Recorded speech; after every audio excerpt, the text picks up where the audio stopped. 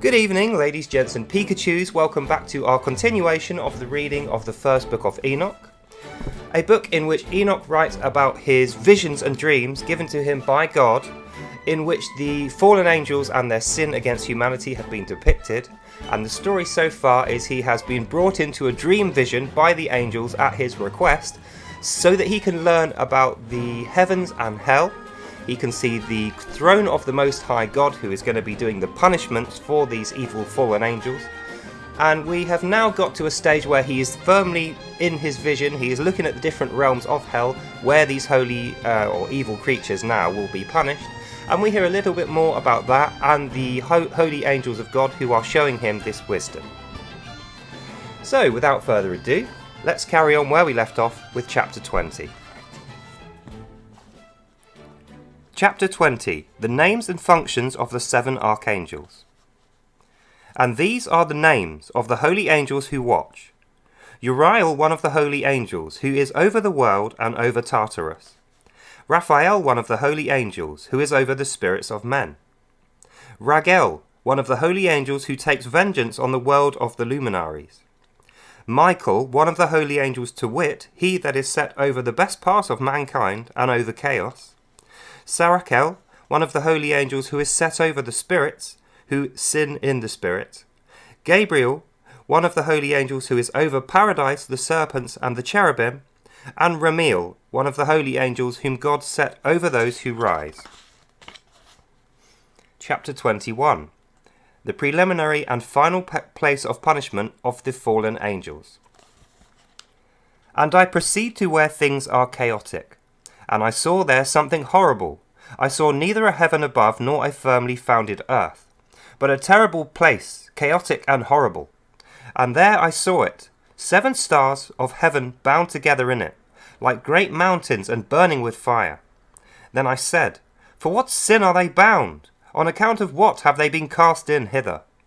Then said Uriel, one of the holy angels who was with me, and was chief over them all, and he said, Enoch, why dost thou ask, and why art so eager for this truth? There are a number of stars of heaven who have transgressed the commandments of their Lord, and so are bound here till 10,000 years more have passed. The time entailed by their sins, and are consummated. And from thence I went to another place, which was still more horrible than the former, and I saw a horrible, horrible thing. A great fire there burnt and blazed, and the place was cleft as far as the abyss, being full of great descending columns of fire. Neither its extent nor magnitude could I see. Now how could I conjecture them? And I said, How fearful is this place, and how terrible it is to look upon.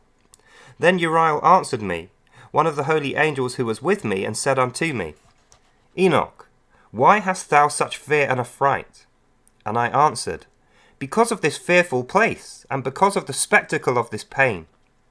And he said unto me, This place is the prison for the fallen angels, and here they will be imprisoned forever.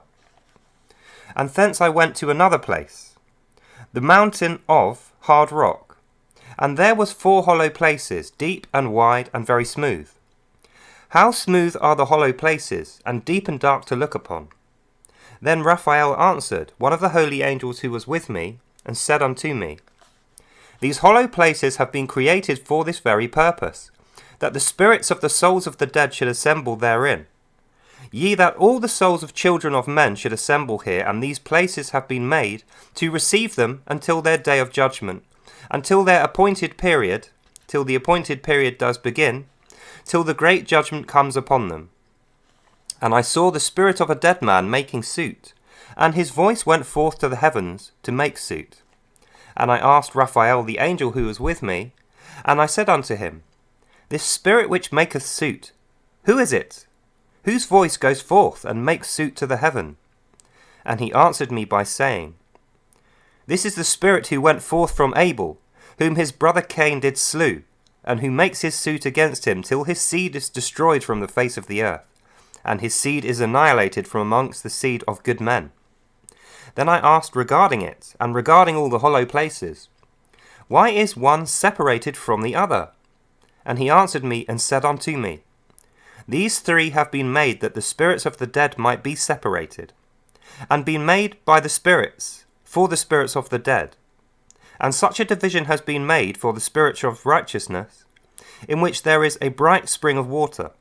And such has been made for sinners when they die, and are buried deep within the earth, and judgment has not been executed yet upon them in their lifetime. Here the spirits shall be set apart from this with great pain until the great day of judgment, and punishment and torment for those who curse for ever, and retribution for their spirits. There he shall bind them for ever. And such a division has been made for the spirits of those who make their suit, who make disclosures concerning their destruction, when they were slain in the days of these sinful creatures. Such has been made for the spirits of men who were not righteous, but sinners, and who were complete in their transgression. And of the transgressions they shall be companions.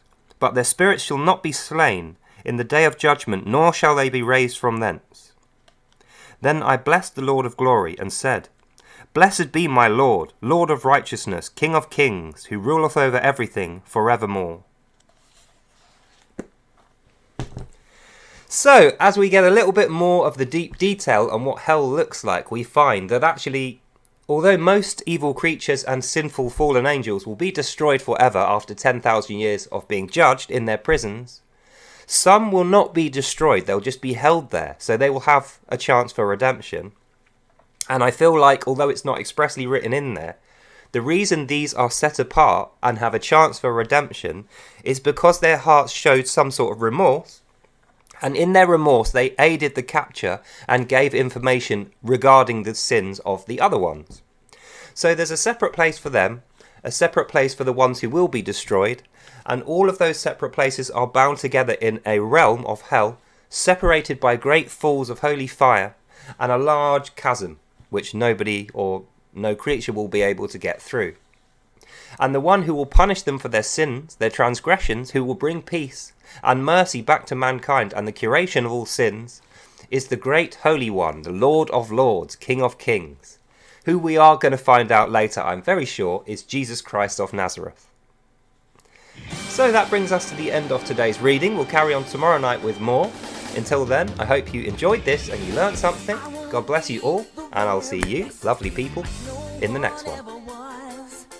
Bye now. A most amazing vision and description of heaven and hell, to my estimation. So that's all for tonight. We'll be continuing tomorrow night with more. Until then, God bless, have a great night, and I'll see you all in the next one. Bye now. Bye bye.